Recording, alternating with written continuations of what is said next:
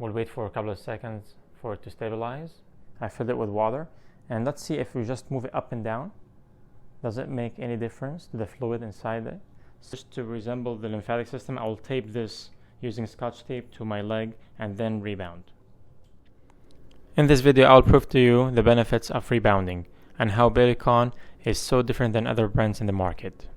So here are the three criteria I'll be talking about. I'll talk about circulation, and we'll do before and after. First thing will be oxygenation, and then we'll do the heart rate, and the last one will prove to you physically how the lymphatic system is moving. The first test will be with the oximeter. We'll take the heart rate before and after and the oxygen level. We'll wait for a couple of seconds for it to stabilize. So this looks stable now. Let's go with the 77 for heart rate. So I'll do 2 minutes of rebounding. I'll do certain movements and then we'll take measurements together.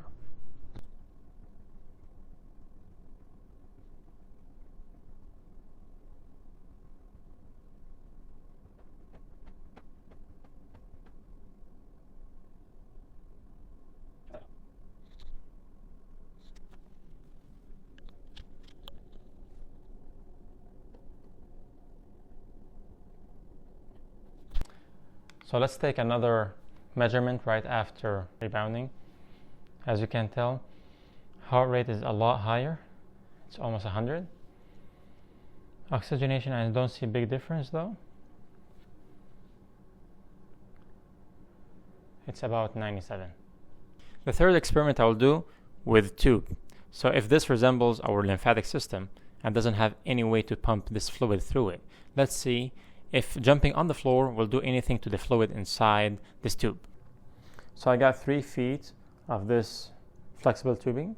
I filled it with water, and let's see if we just move it up and down. Does it make any difference to the fluid inside it? So in theory, the concept of rebounding doesn't work. So this fluid does not get moved. And what if I jump on the ground? Same thing, nothing happens.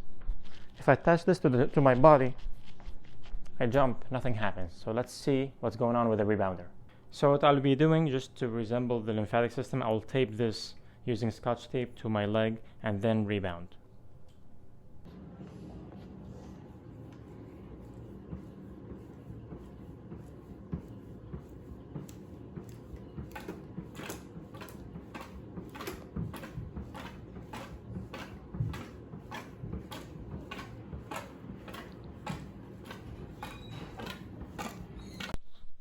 So right after I finished, trying to see how much water went down, and we almost lost most of the water in the tube.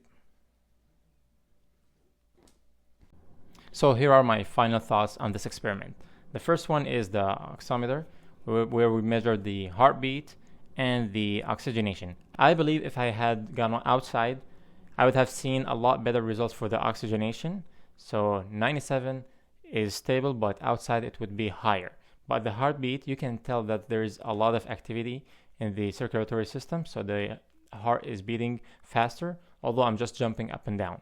And then for the most important experiment for this tube that resembles the lymphatic system does not have a pump. It's not like your arteries and vein. There's no heart involved. So rebounding, going up and down, did help the fluid, all the toxins, and the trapped air inside the tube to move up or down. And this did not happen when I jumped on the floor. So these are my final thoughts. If you like this video, please like it or share it with others, and let me know in the comments what you think about other benefits of the rebounding exercises. And if you want to learn more about how the rebounding can help you improve your eyesight naturally, watch my other video.